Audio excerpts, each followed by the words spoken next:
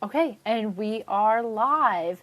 Thank you, JJ, for coming and talking to me today on my podcast. Please tell me, what is the heart of what you do? The heart of what I do, if we're talking about right now, it's martial arts. It's always martial arts. No matter, I own several businesses, and I just opened a martial arts studio here in Cheyenne. And martial arts has been the basis for everything I've done since I was a kid. Wow. I grew up very poor, and if it wasn't for martial arts, I'd be a meth head like the rest of my brothers and sisters. And martial arts has kept me in line my entire life. So it's always been a core of what I do and how I do things. Okay. And so you own one and you participate in martial arts? Yes. So, like I said, I've been doing martial arts my entire life.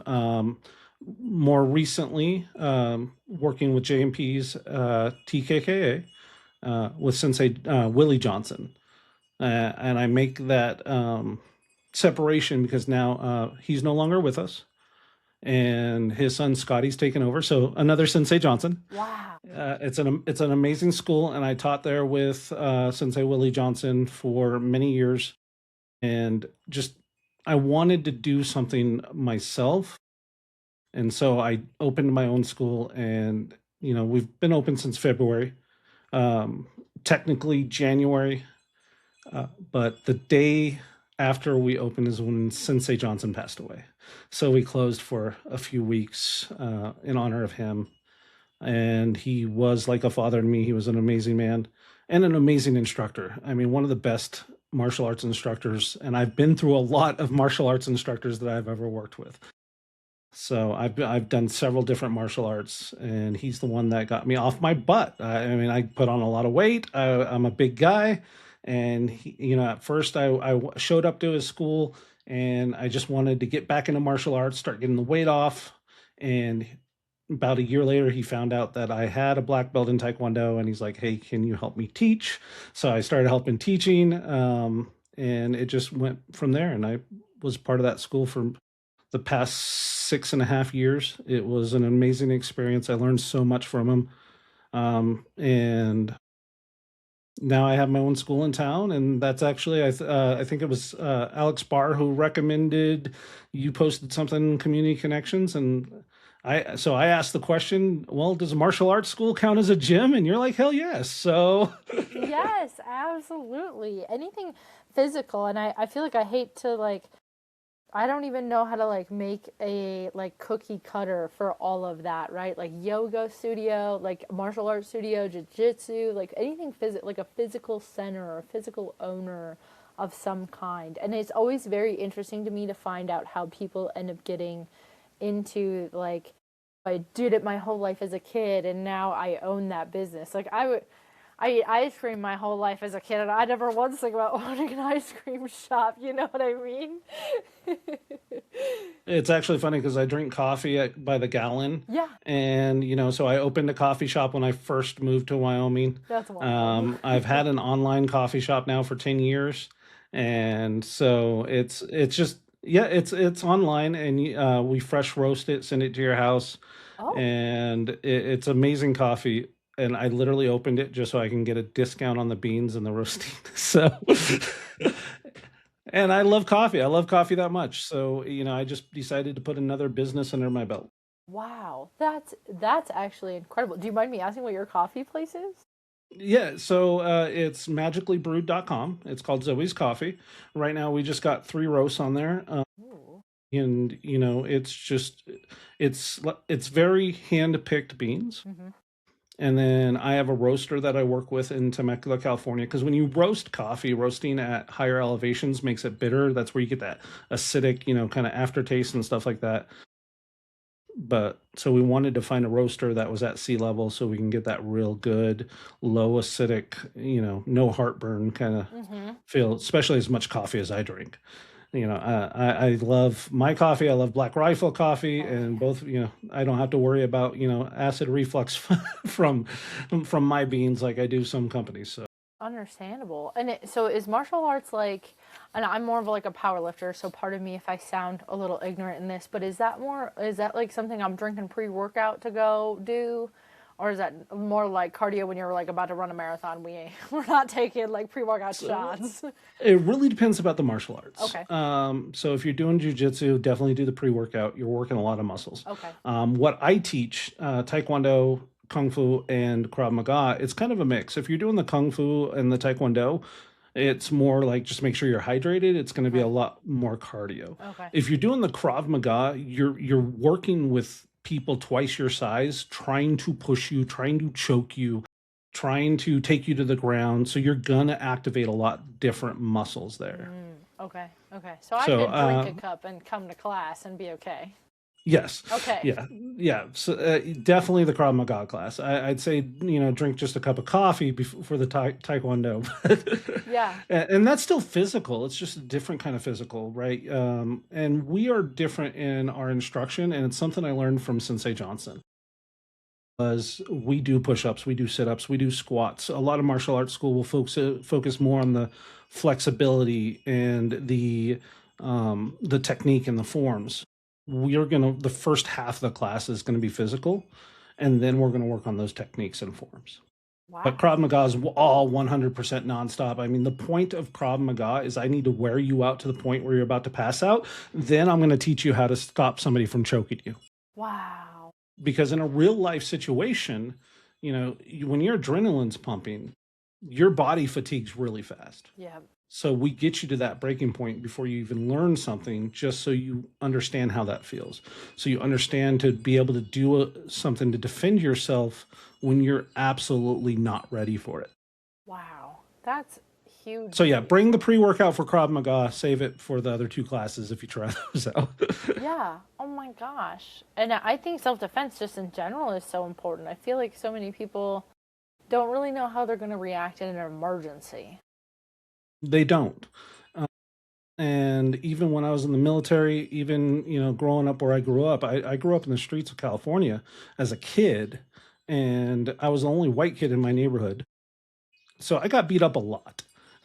And it was things you don't think about. Yeah. Thankfully, I have not been in an altercation, probably, in my 30s. I'm in my mid 40s now, and I haven't not had to worry about getting into a fight in a very long time. Thank goodness. But Yeah. I've seen too many situations where people just don't know what to do. They think their firearm's going to help them. Oh. I've had friends who conceal carry and they still got mugged, Mm-hmm. because when you're in that situation, how fast can you pull out your handgun? Right. How fast can you pull out your taser? How fast can you pull out your mace? If you do not know how to create space, something bad's going to happen to you. Right. Yep. And I think I mean like this might just be my own personal opinion, but I think a lot of people don't understand like I conceal carry, but I definitely feel like that's my last resort. Like if there's anything I can do to like you said create space or de-escalate the situation at any cost, like that's what I would rather reach for before having to decide whether or not I'm going to take someone's life. You know what I mean? Exactly. And something that people don't mention when they say, oh, just tell her to go buy a handgun, which is comments I've had on our community pages Wow. when promoting the school. The thing that they don't mention is you shoot somebody and there's no proof that you were in harm and your life was in danger. Mhm. You cannot claim self defense at that moment. You can't. And the court's not going to take it. You have to prove that your life was in danger Mhm. before you fire that firearm. Mhm. Mhm. And this goes with knives, this goes with tasers, this goes with mace.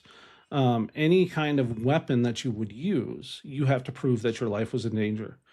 I think the only exception, and actually, no, I'm not a lawyer. I don't play one on TV, so this is not legal Not advice. advice. But the make my day law here in Wyoming, I believe you still even have to prove that you felt your life was in danger before you can even initiate that. Yeah. So if somebody comes onto your property, they break into your home. It's a lot easier to prove that you felt your life was in danger. I mean, especially if somebody is in your home that's not supposed to be there. But on the streets, it's not going to happen. Yeah. What made you want to teach self defense to everybody else? Like, was there anything in your personal life that caused you to want to get there? Well, it's always been a part of my personal life. Okay. From when I was a kid, when I was in the military, I did K-1 fighting for many years. Oh. And so I was in places like Bucharest, Boca Raton, really weird, countries that I didn't know people. So that's why I actually started learning Krav Maga when I was in my 20s. Oh. And then when we moved, so I was living in Maine with my wife, my kids, and we moved back to Colorado.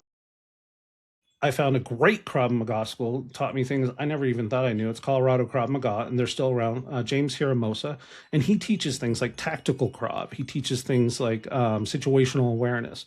All these things I didn't get taught in self defense that I use every day now, and that's probably why I've never been in a fight since my 30s, or well, probably my late 20s actually, is because I've never let myself be in a situation where something like that would happen. And my wife's the same. She knows how to defend herself. She will not carry a gun. It's something she's always been scared of guns.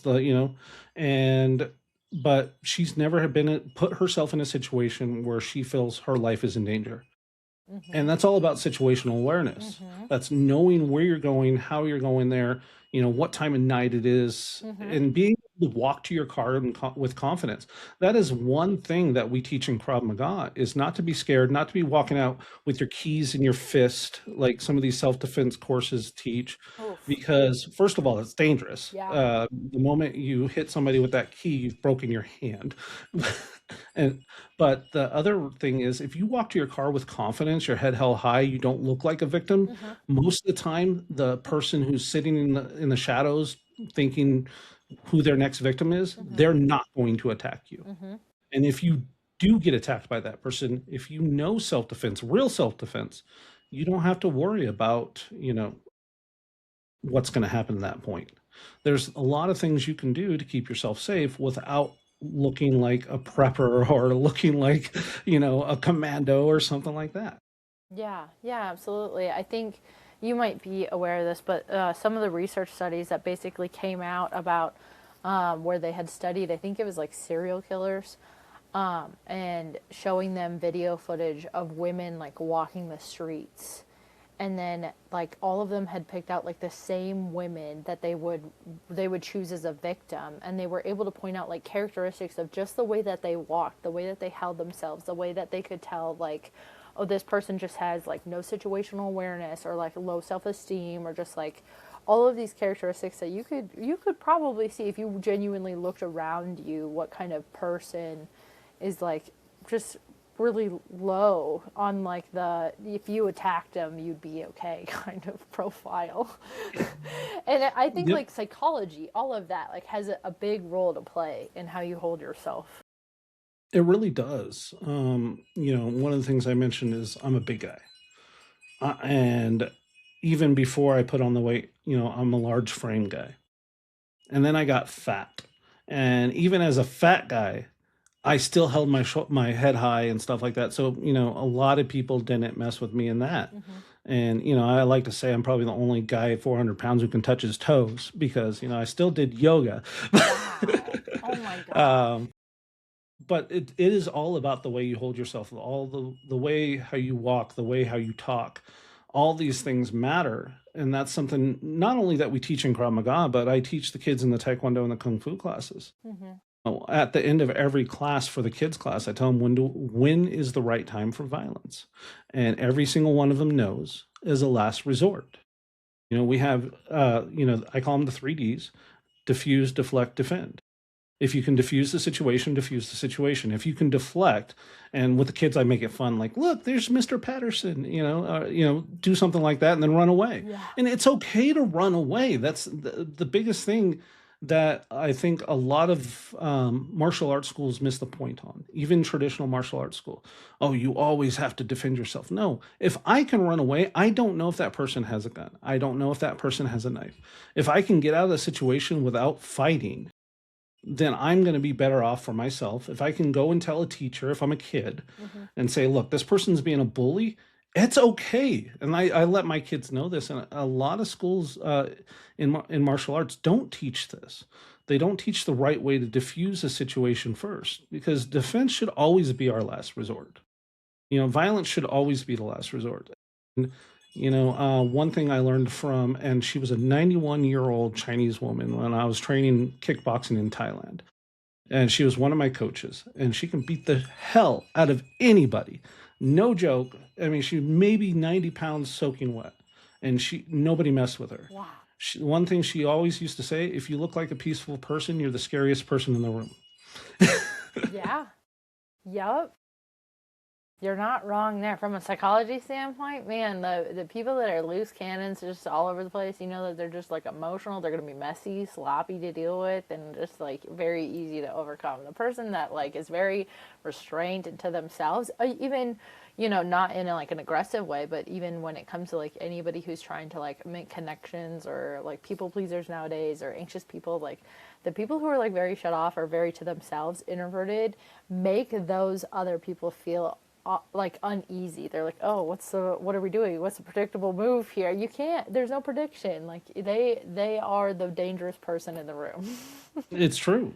You brought up serial killers earlier. Mm-hmm. Every single one of them, from a psychological standpoint, was the guy next door. They were the Ned Flanders of the world, if you're a Simpsons fan, right? Yeah, yeah. Even Manson when he first started. Mm-hmm. If you look at pictures of Manson, I mean, yeah, you look at him now, he's creepy as hell. But if you looked at pictures when they first arrested him, Mm-hmm. you thought he was just some happy-go-lucky hippie, Mm-hmm. right? Mm-hmm. These are the people that are the scariest people in the world. Mm-hmm. And it's a matter of confidence too. They were confident they were never going to get caught. I want to teach my people to be confident that they're never going to get hurt. Yeah. Yep.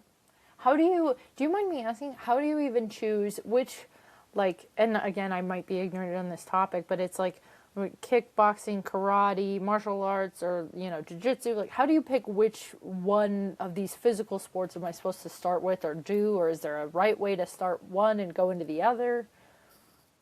I look at it this way: if you're younger and you have full mobility, Yeah. just find one that you enjoy and do it. Okay. There is jujitsu is a great sport, but a lot of jujitsu instructors nowadays don't teach the self-defense aspect of it that the Gracies first taught.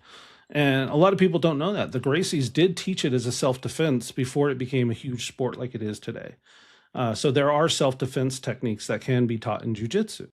But one thing we teach in Krav Maga is, okay, you're on the ground. Now their buddies are going to come over and kick you in the head while you're on the ground, right?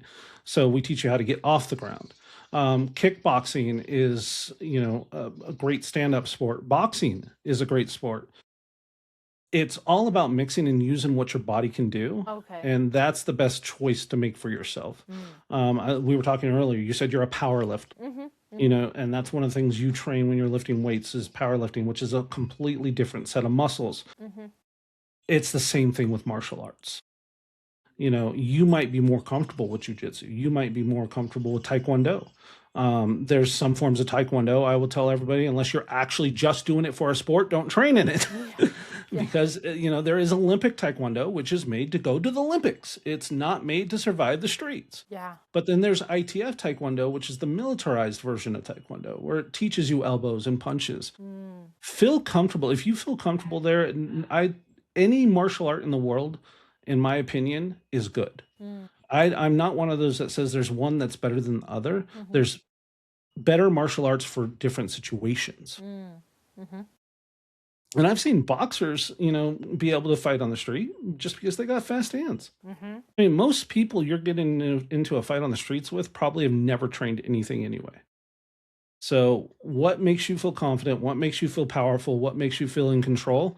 That's the martial art that you want to do if you're doing it for a self defense perspective. If you're doing it purely for fitness, I'd say Krav Maga and Jiu Jitsu are going to be your two best for fitness. Krav Maga is more like hit training. Jiu Jitsu is like it's hit training in a way, but there's a lot more muscle included in Jiu Jitsu than there would be Krav Maga. Because there's like you got heavy people on top of you, you got light people on top of you, you got to move them, you got to get them in different situations. So, if you like cardio, go into Taekwondo, go into Kung Fu. It really depends on what you really enjoy. Like you've been a power lifter, I say come to Krav Maga. You're gonna love it because you most power lifters do it for the adrenaline rush anyway. Really?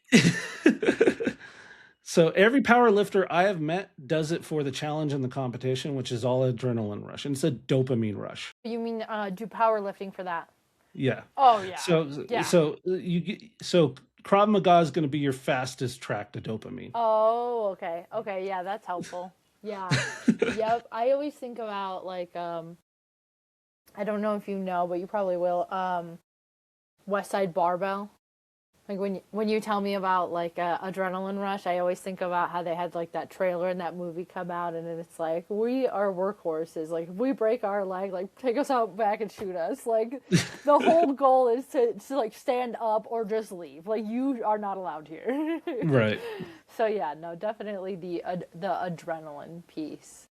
I think like just in general that mind muscle connection in any sport is massive. I think for me, I'm always interested in what draws people to like how did you get there? What is your outlet? You know, like why you chose martial art as a young age, but do you have like a role model or somebody or something in particular? Like, are you looking up towards like Conor McGregor or like anybody else to be the great person? If you asked me in my 20s, I would have said yes. Yeah. When I was in my 20s, I wanted to be the best. Like I said, I would go to Thailand and train with people in Thailand.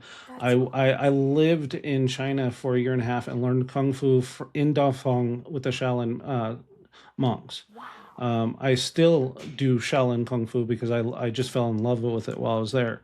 But I absolutely love every aspect about martial arts. So I've learned a lot of different martial arts. I only have two black belts, but I've done Holy probably 30 different martial arts. wow. Oh my god. And I say two black belts, and I want to make a point here. It took me 18 years to get my first black belt. Wow. Nowadays, there's schools that will give you your black belt in 4 to 5 years. It's I don't think you can learn as much as you need to learn in that small amount of time. Yeah. My second black belt took me 8 years to get, but it was a different martial art, and there was a lot less you had to learn when it came to like forms and stuff like that, right? Mm-hmm. But yeah, my very first black belt took me 18 years to get. Holy. And in that time though, now mind you, there were breaks in that time where I wanted to go learn the coolest new thing, right? Yeah. So, I went and learned kickboxing. I went and learned Muay Thai. I went and learned Sanda, which kickboxing, Muay Thai, and Sanda are all the same thing with different techniques. Wow. We would I would go and just learn from Salat. I only did that for a few months, that just because that wasn't for me. There's a lot more movement in Salat than I wanted to do, but the two constants in my life have always been martial arts and yoga. Mm. And yoga since I fought my first fight, and it was a friend of mine that I would go and travel with. He's like, "You got to do yoga." I'm like, "Why the hell do I have to do yoga? Only women do yoga." This was my mindset, right? Yes.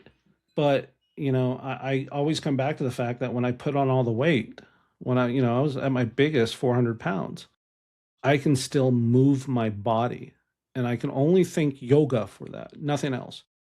My I don't have creaking elbows, I don't have creaky knees. You don't see me getting up in the morning and everything snapping, and it's because I've done yoga most of my life. Wow. I mean, don't get me wrong, I'm not consistent with it. I'm ADHD as hell, so me being consistent with something is probably the hardest thing to do, Mm-hmm. but I still make sure I'm doing it enough that my body still moves at my age. Wow. Yeah, that in itself is very inspiring. Because I feel like I meet a lot of 30 something year olds and their body creaks like they're 80 something year olds. I'm like, please get help. There's something, Yeah, a supplement. really, yoga. I hate to say it, sound like a magical pill, but yoga is.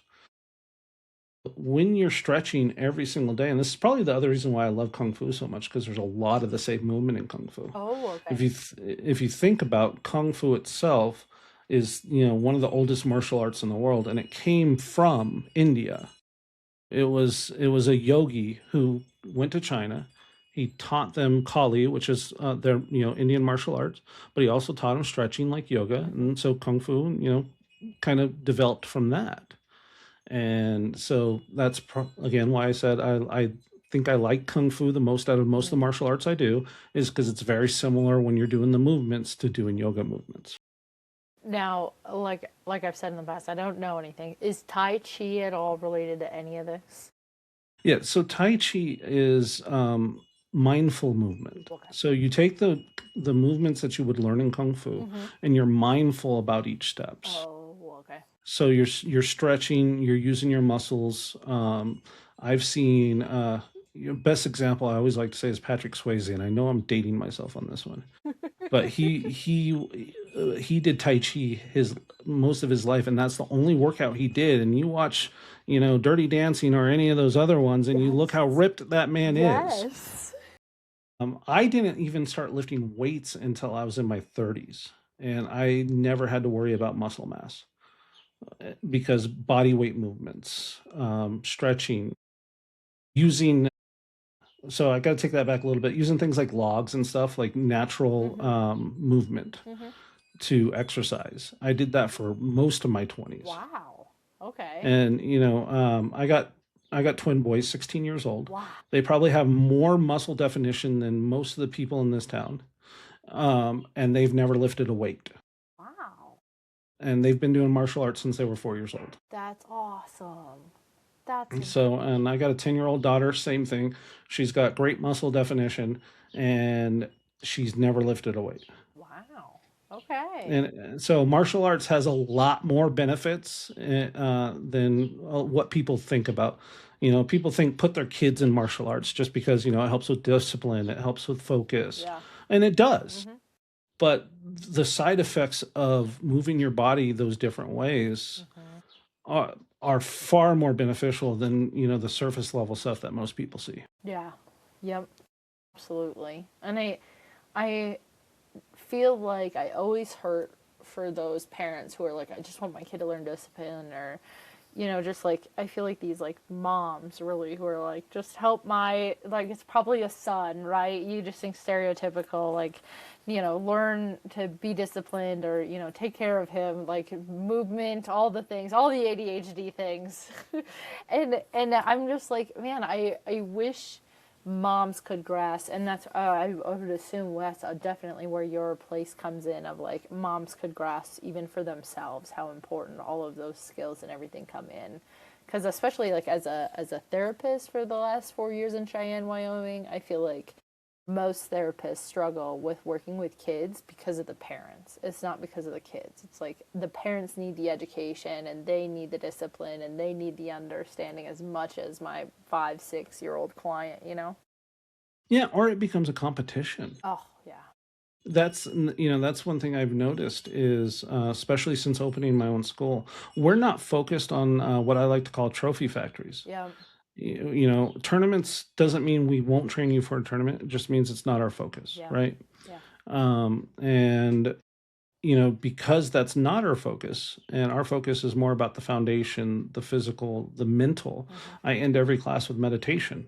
And I got kids who couldn't sit still for 15 seconds, sitting still for a 2-minute meditation now. Wow. And 6-year-olds. That you better be teaching some schools. So, but parents focus on the competition. They want their kid to see the trophy, and I'm not talking about participation trophies. They want their kids to be winners, and so high school sports become a thing. Or hell, and here in Cheyenne, this is probably, I don't know if it's just because my kids are older now or what. I never noticed this anywhere else I've lived, but here in Cheyenne, I mean, kids are doing full football camps at like 8th grade, and I'm like, really? And you wonder why your kid's out there causing trouble. I mean, don't get me wrong, team sports are fantastic, but they're not built to build discipline. They're not built to build foundation. They're built for winners. Every team sport is built for go out and, crush the other team. Mm-hmm. Mm-hmm. So it's a different mindset. I'm not saying don't put your kids in kids sports. I'm saying put your kids in something that's going to teach them foundation too. Mm-hmm. Yeah. But a lot of parents will spend thousands of dollars on team sports and not bring them into a martial arts school. And I've had conversations with parents who have brought their kids doing fantastic, and they said, I've tried this, this, and this, and this, and it's never stuck. Well, that's because they felt pressured to do it. They enjoy being here. Yeah. And if we enjoy something, we learn it. Yep. Mm-hmm. And I think that's like, I feel that way about, I feel similar about team sports in the way that, like, I feel like parents are using that as a supplement for like everything else, right? Like, instead of like building actual community or like things that are going to really support them or drive the kid into like better values and having like a purpose and a meaning, like they're just hoping that the sport is going to replace that in their lives, you know? Hmm. Or it's, I like to call it the I never did it factor. Mm. Okay, and explain that. Yeah. So, you're trying to relive your glory days. Oh, the parent. Is I think, yeah, the parent. The parents trying to relive their glory days. Maybe they were the high school quarterback. Maybe they were the linebacker. Maybe they were the high school cheerleader. And they're now trying to relive through you because they never made it past that high school moment. Hmm. Yeah. I think that is really hard for like people in Cheyenne in particular because people grow up here and they never leave here and then they're all like stuck here and they all like for some odd reason think that they're still the same person that they were like 10 years ago when they were in high school with all these other people that they're running into the same local bar their parents were at. Like, it's like I never did anything and we're still all here not doing anything. Right? I did not have the honor of growing up in Cheyenne. I like I said earlier, I came from a very poor family, and so I've lived many different places. If I were to ever call anything home, it'd be Denver, because Denver's where I spent most of my 20s, my teens.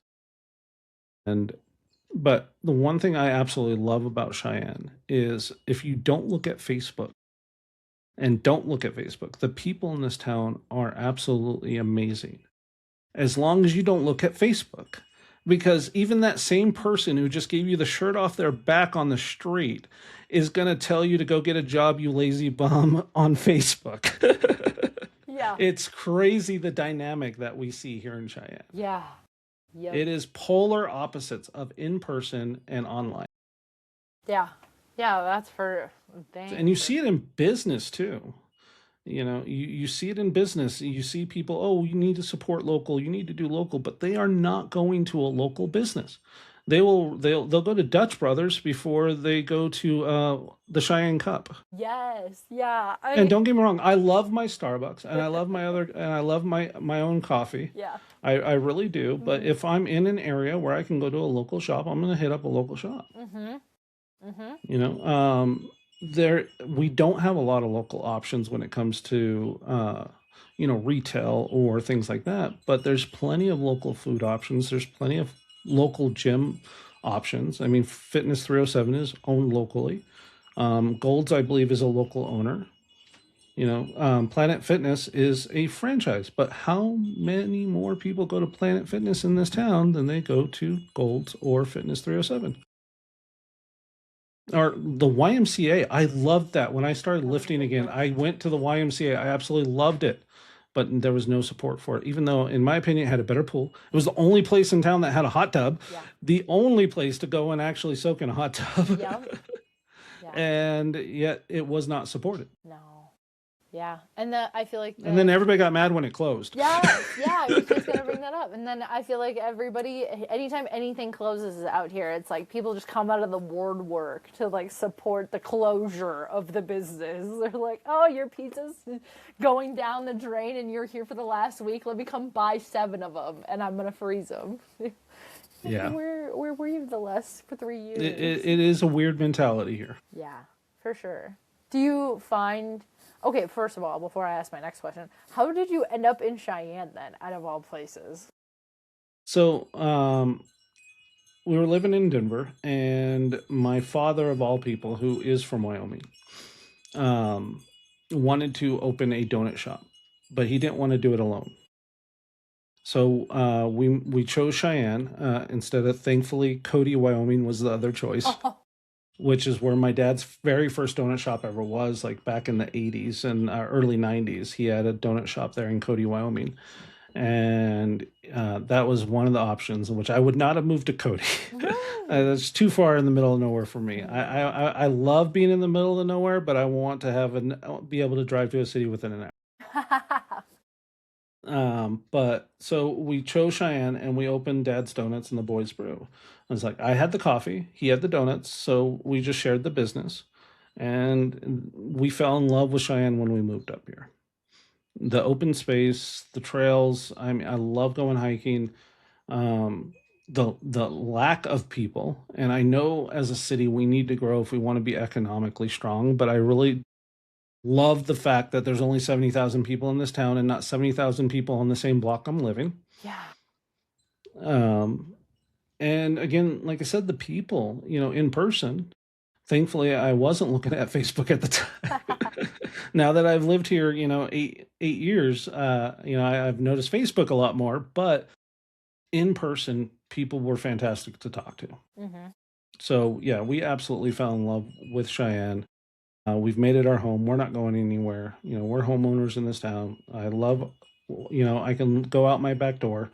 And thankfully, I live in an area where nobody can put houses behind me because there's a flood zone behind us. Oh, oh my goodness.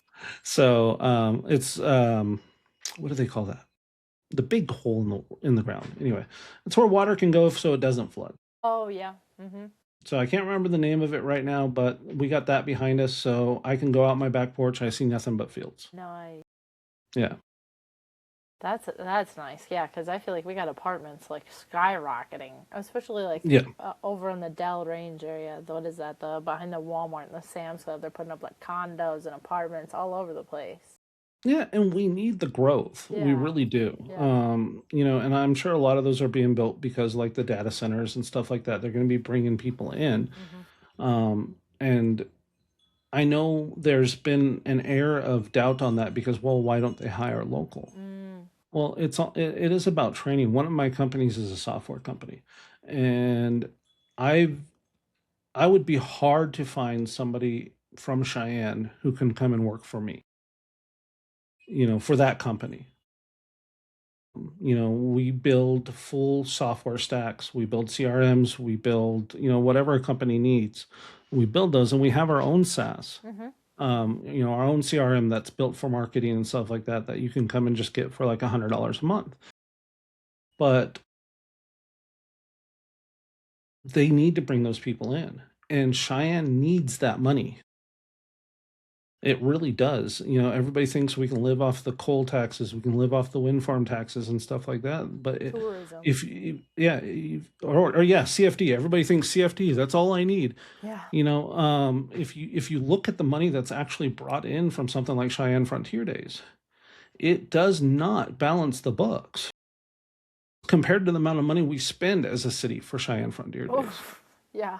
It does not balance the books. It's maybe break even. Yeah, and I imagine it used to be probably the one time a year all the local businesses can count on that money. But past couple of years, I've talked to small business owners. I've talked to those popular spot small business owners, and they struggled the entire time during CFD. Hmm. Hmm. And they are still struggling. Yeah. So we need fresh blood in this town. And like you said, people who grow up here probably don't go to most local businesses, No. Yeah. but people who move here are. They want to experience the local, I know I did it. Hmm. I know the first thing I did when I moved up here was checked out all the local spots and see what I liked and I didn't like. I love Two Doors Down. Hmm. I love the Dazbog over here. Hmm. It's a locally owned. I know it's a franchise, but it's a locally owned franchise at least. Hmm. Yeah. And they just don't like supporting local if you're born here, like you said. Yeah. Yep. It's this weird, like, because we knew each other in high school maybe 20 years ago, then that means that you're now a bad person. And it's like everybody in high school was not the best, all right? Not great for networking whatsoever, okay? Like, we just need to be able to move past our own, like, ego in that sense of, like, it's okay that you had made mistakes and that you're a completely different person and you're trying something new, and you really should not let Susie from English class stop you from Exactly. from doing a good job. And I think the hardest part is finding out like those places that you feel like are like franchises or like different companies that have local owners that like live here. You know what I mean? Yeah, and it's very important that they live here Yeah. because that means the taxes are staying here. There's a couple local businesses in town, but they're owned by people who live in Wellington and Fort Collins. And I'm not knocking that. I'm a business owner. Both of my businesses are international businesses, and because they're service businesses, I don't put a lot of taxes into our community. But the companies that are here that do put taxes into our community, the retail, the food, things like that. There is a few of them that are that call themselves local and no money staying here. Yeah. Yeah. I think before the podcast, you and I were talking about, my marketing company a little bit. And Yeah, that's one of crazy. the, You own a gym and a marketing company. Yeah, you must be gold. so hopefully we will be, but it's been a slow start. But the biggest thing is I've been able to experience it from the other side. My marketing company and my software company have lived off of referrals for 15 years. Wow. I've never had to market either one of those companies. I did try to market in Cheyenne. I went to local businesses, physically walked in there and said, "Hey, I'd love to help you with your marketing. Here's my prices." And I downgraded my prices. I mean, most people who come to me, it's anywhere from 15 to 150,000 Wow. if you want my services. I'm like, I cut that down to $750 and $1,500 just because I know my market. I know Cheyenne. They don't have that kind of money. And it's okay not to have that kind of money, but I can get you to that kind of money. And I'm confident I can get you to that kind of money. I had one person literally tell me that they use this one person that handwrites their ads for the newspaper. No. For the newspaper. For the Wyoming Tribune, they're like, I got a marketing guy. But really, where do you market? And she shows me the newspaper. No. And it's hand drawn. It's beautifully hand drawn. Sure. But it was a hand drawn ad in the Wyoming Tribune. No. Oh no. That was the kind of responses I got. And not only that, nobody knows me. And in Cheyenne, if they don't know you, they're not going to use you. Yeah. Yeah. Isn't that like what a twisted, if I don't know you, I don't want to use you, but also if I know you, then you probably know all my flaws, so then I don't want to talk to you.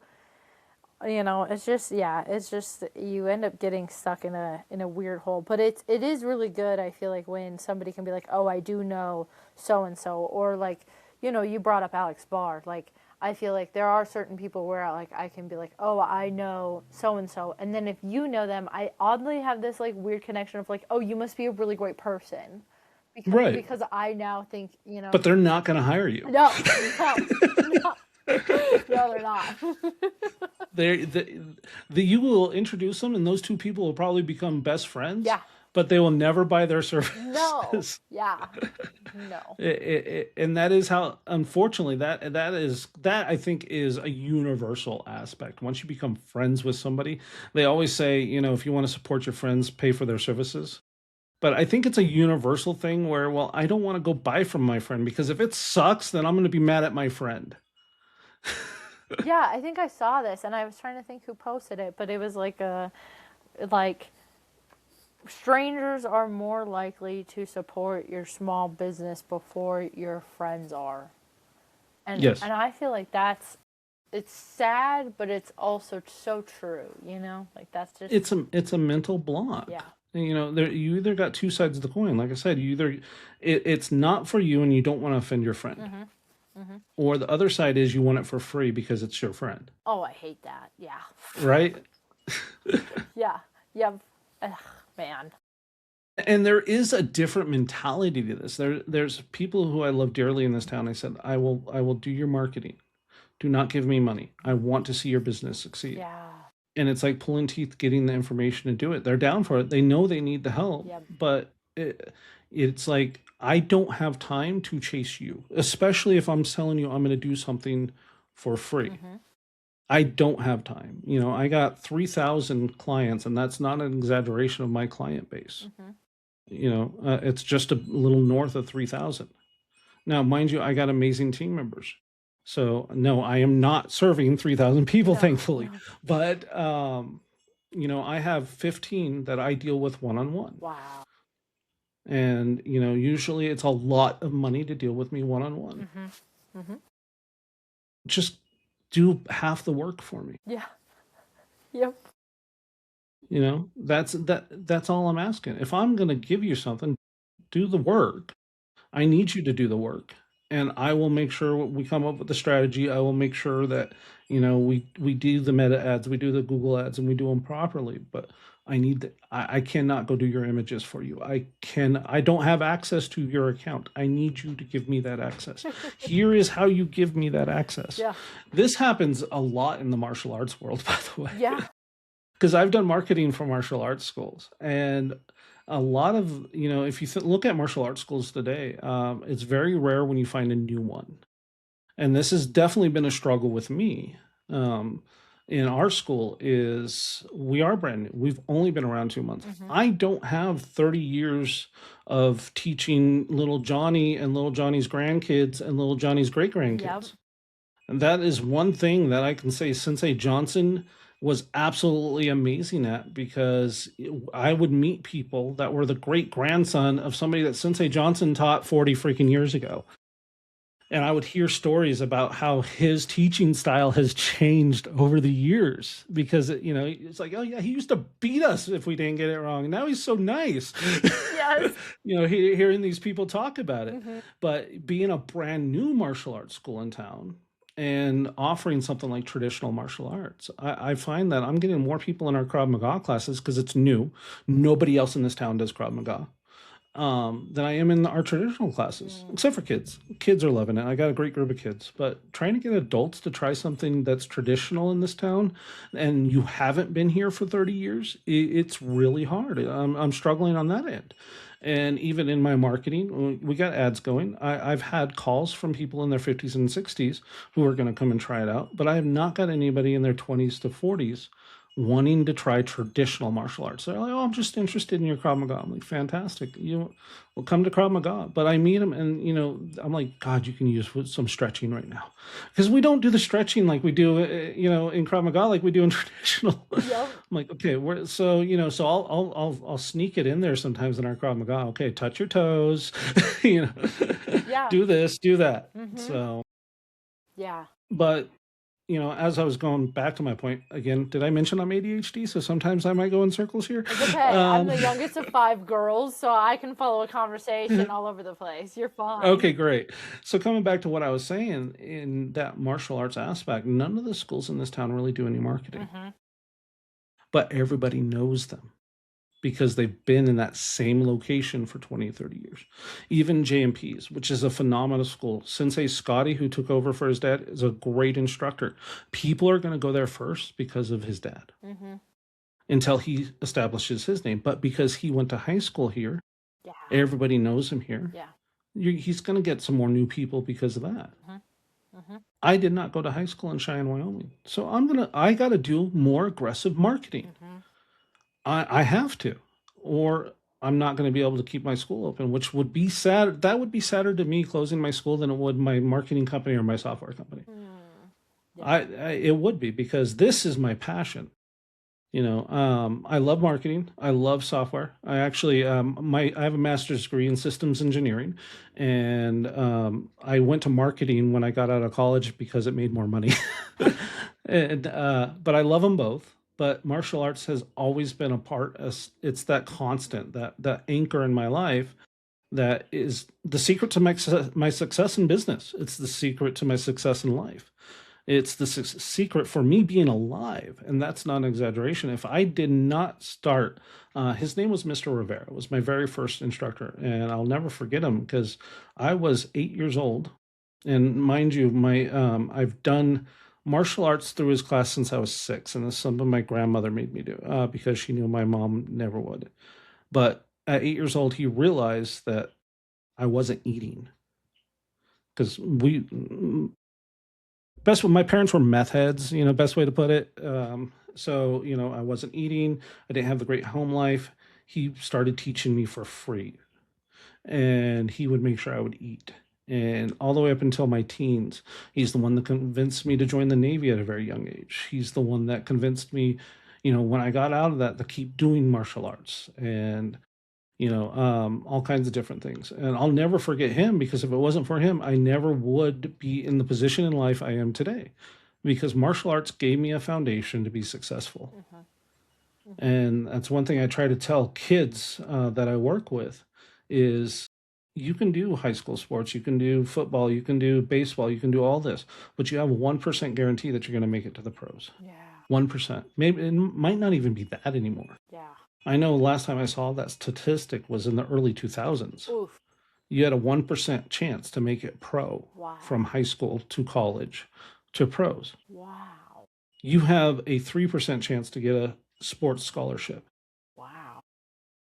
To go to college.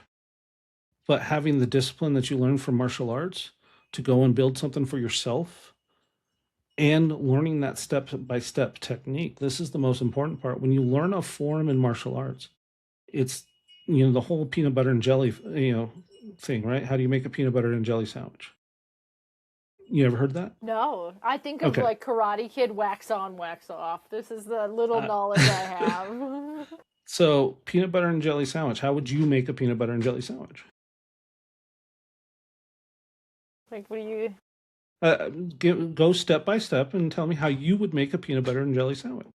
I would like pull out the bread and pull out the peanut butter, pull out the jelly, grab a knife, and then I would open the sandwich, and then I would put the peanut butter on, and then I put the jelly on, and then I close the sandwich.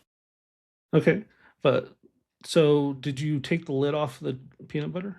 Did you take 2 pieces of bread out of that package of? I See would where I'm hope getting so. at here? Yeah. The details. Step by step, Yeah. the details. Yeah. Now, to be successful in business or anything in life, it's about the details. Yes. Now, take a poor ADHD Irish boy. Okay. So I got 3 things going against me already. I'm ADHD and I'm Irish, and we already know we're screwed up in the head just from genetics. All right. And then try to teach him step by step how to do something. Mm-hmm. It takes a lot of fucking discipline. Oh, yeah. No, you're fine. You're going to have to put the rating on it now. Yeah. Life will go on. It takes a lot of discipline to teach somebody like me these step by steps. Yeah. Mm-hmm. But because of that, I was able to learn programming. Because of that, I was able to learn design. Because I spent so much time to learn these forms, and I had to spend more time than the average person to learn these forms, that I was able to be successful in life. And that is the difference from martial arts and general sports. Mm-hmm. Martial arts is a way of life. Mm-hmm. Sports are sports. Sports are great. Mm-hmm. I encourage anybody to go out and do sports. It's great. You get the dopamine rush, you get the community, you get the camaraderie, you get, the soccer mom on the side of the field yelling at you during the game. Yeah, they're just you get all that support, right? Mm-hmm. But it's not a way of life unless you're in Boston and you're a Red Sox fan or a Patriots fan. That's the only time it's a way of life. Yep. And here in Wyoming, I don't even think we have like sports teams, unfortunately. No, I think the university football team is about the only thing we truly support in this town. Some people's are Broncos fans, some people's are Raiders fans, but mm-hmm. It's not a way. Sports is not a way of life here in Cheyenne. No. Yeah. And you can't call it the cowboy way because there's not a lot of cowboys in Cheyenne. Oof. For, being the cowboy state. No.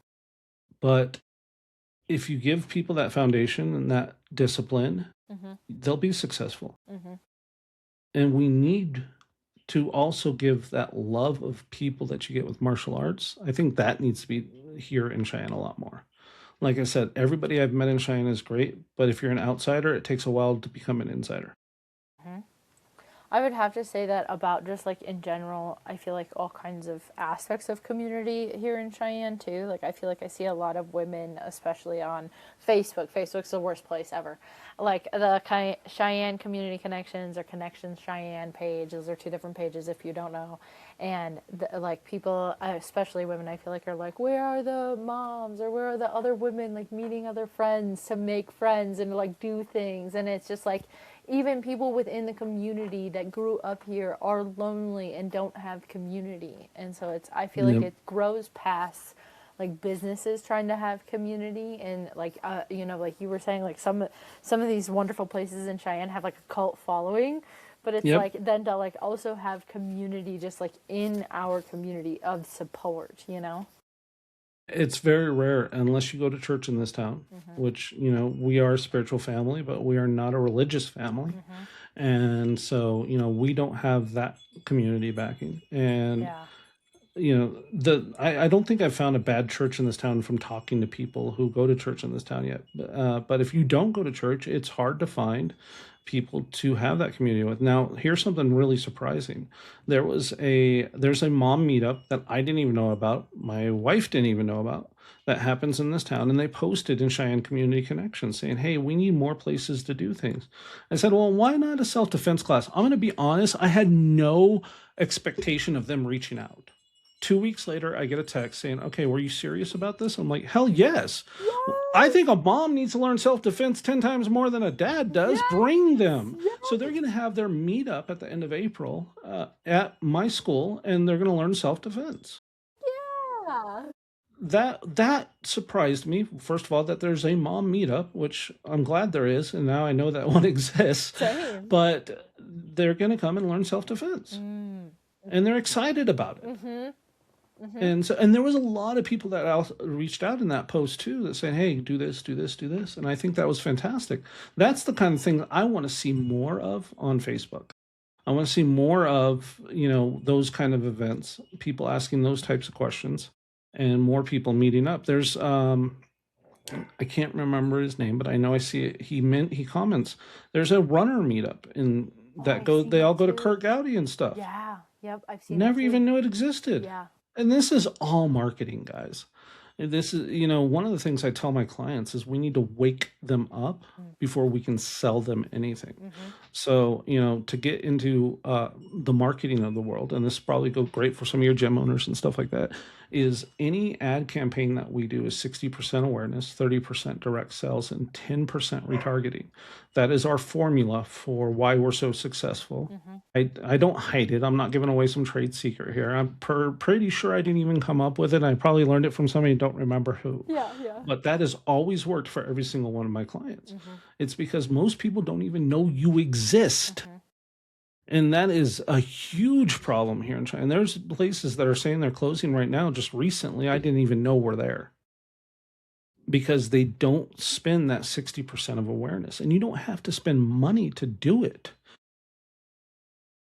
I only spend $5 a day on my ads for the martial arts school. Mm-hmm. It's called micro budgeting.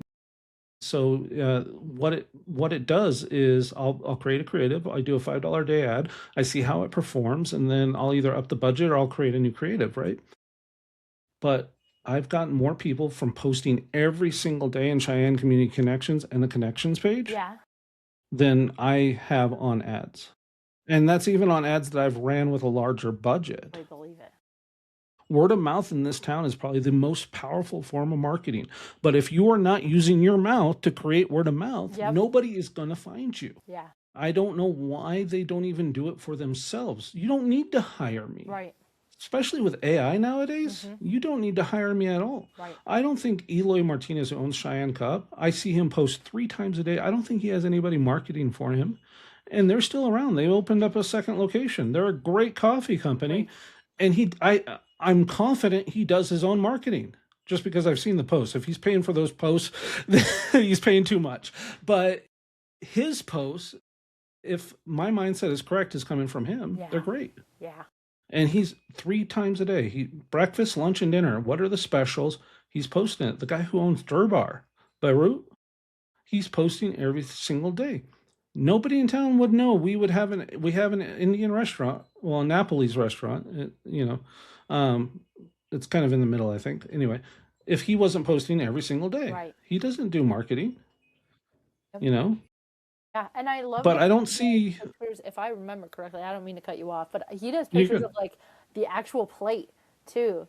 Like, cause I feel like a lot of us who are like reading some mumbo jumbo of a whole different kind of traditional food, whether it's seafood or Indian food or Mexican food, and then we're like, aha, I'm good. Can you just give me a steak or a pizza? But then to like see the plate and you're like, oh, that looks delicious. I don't even know how to pronounce what's on that plate, but I would like four of those. Like the family dinner Yep. right there. Perfect. Yeah. So, And that is, I think that's key for anybody who needs to market themselves, mm, is just get in this community yeah. and do good So, things in this community. yep. Mm-hmm. Angel Maldonado, Presidential Barbershop. Mm-hmm. The guy does so much outreach. Mm-hmm. It's amazing, and he doesn't need marketing because he's out there. He's doing the backpacks for the kids when school comes up. He's Yeah. he's doing free haircuts for back to school, things like that. People, I think, are afraid to get their own name out there. Mm-hmm. But then there is a flip side to the coin. Twinkle Twinkle Little Store, which is one of my favorite shops in town. Patricia posts every single day, and people will go to the mall for that location, but they're not going to Ridge Road, which in my opinion, is the better of the two, because Ridge Road has cooler stuff, in my opinion. But that's another example of what people like and don't like in this town too, because I don't think they see the value of going to a store like Twinkle Twinkle Little Store, as much as they see the value of going to get their $10 cup of coffee. Yeah, I think there's like a running gag joke in Cheyenne, Wyoming of like, if you're gonna open a new business, it probably doesn't need to be a coffee shop or a car wash because we have 70. So you're I'm still waiting for the bank that has a car wash and I can get my tires changed and grab a cup of coffee. honestly, that's like the best That's business play. I'm gonna have to wait for my car anyways, so let's exactly. I mean, finance it and get me some coffee. with all the tire stores in this town, I'm surprised they don't have a coffee shop next door to them. Seriously. I mean, I had to go get fix a flat, Mm-hmm. and took it to a tire store. Mm-hmm. There's no coffee shops for me to walk to while I waited an hour for that. I had to get whatever nasty coffee they had in the lobby. I mean, thankfully they had some popcorn. That was a nice little touch. Mm-hmm. But I just imagine, why don't nobody's built a coffee shop at least next to the tire store? Come on, Yes. people. Yeah. Location, location, location. Right?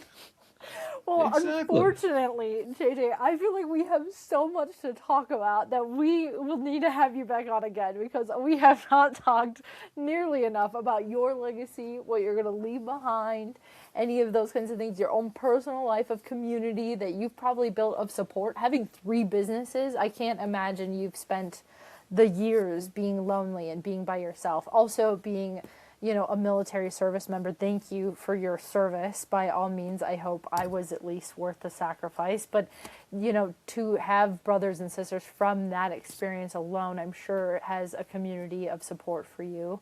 And, so there are so many years moving, and your life is so fascinating that I feel like I no pressure whatsoever, but you would definitely need to come back so that we can hear, especially what you've been able to do to be so successful to have three businesses at one time. I think most people, when you're talking about like the Cheyenne Cup or some of these places that have two locations, I feel like it's so hard for people to just even keep afloat. And so then for you to have three businesses alone, to me sounds astronomical.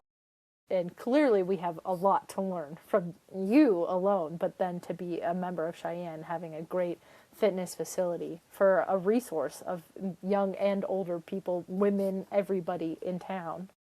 So, And hopefully we can just keep growing. And yeah. I'll leave it with this because I know we can't get in all of that, but I'm not worried as much about legacy as what I can do now. You know, being a business owner is lonely. Yeah. Thankfully, I have an amazing wife. Yeah. Thankfully, I have friends that I can reach out to, Mm-hmm. and those are very important. And a lot of business owners in Cheyenne I see working 16 hours a day. Oh, yeah. I don't. Wow. I work 4 to 6 hours a day. The rest of the time, I'm fucking around. My wife thinks I'm working too much, but I'm actually not. I'm like, no, I'm like coding this because I'm having fun.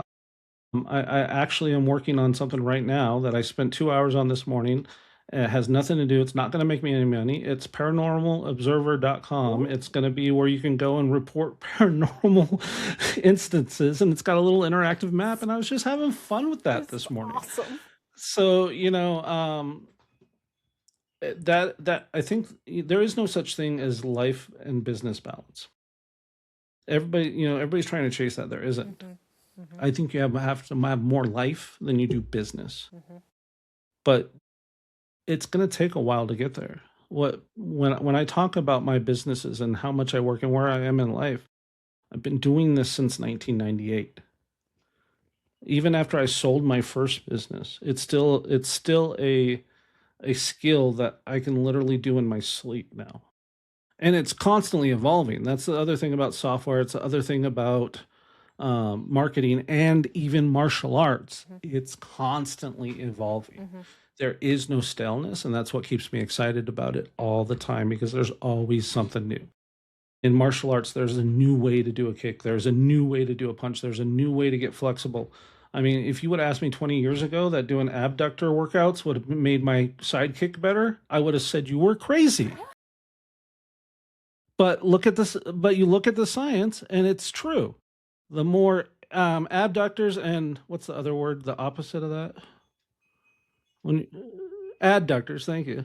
Yeah, so when you go out with your legs, in with your legs, Yep. out with your legs. Yeah, Ab and okay. ad. Yep. Yeah, so those two exercises will get you a higher side kick than doing splits all day long. Oh yeah. If you would have told me that 20 years ago, I would have said you were insane. No, you got to do splits and you got to do the whole Jean Claude Van Damme thing and where they rip your legs all the way down just to get the. No, you just got to go and work out your damn legs. Mhm. Don't skip leg day. You'll have stronger kicks, apparently. Yeah. I didn't learn this until a few years ago. That's awesome. That's so great. Oh, kind of. I wish I knew the shortcut back then because I did a lot of splits in my youth. My goodness. That's awesome. And then add yoga to it, and you'll even be better. Yeah. Yeah, absolutely. Well, this has been an incredible conversation, and I just honestly, I'm so thankful that we were able to connect and that you were able to spend time on my podcast. I know we were supposed to do a recording earlier, and then like some things just popped up, and I'm glad that we were able to reschedule, and hopefully we can maybe then have another conversation because clearly this has been fruitful and encouraging for me at least. Where can everybody find you? Like, is it the website? Is it social media? Or, like, how can the community best support you in your business in Yeah. town? So on our Facebook page, the Forge Martial Arts Academy, if you see our post, share it. That's the best way to honestly support us. Or if you're interested in coming to martial arts or you know somebody interested, go to CheyenneMartialArts.com, fill out the form, come to a free class. You get a free week. So I hope to see you there. Come and try out Krav Maga. And, for anybody that you refer to, if you're a member of the school, you get $50 for everybody that comes and signs up too. So even more advantage to join, sign up, and then tell all your friends about it because then you might never have to pay for your martial arts classes because all your friends are paying it for you. Hey, that's the kind of referrals I need. That sounds great. So, yeah. Okay, great. Well, thank you so much for joining me today. And if anything, I hope you have a good rest of your day. Thank you. You too. And thank you for having me. It's been a blast. Absolutely. It's been a blast for me too. So thank you. All right. Bye. Bye.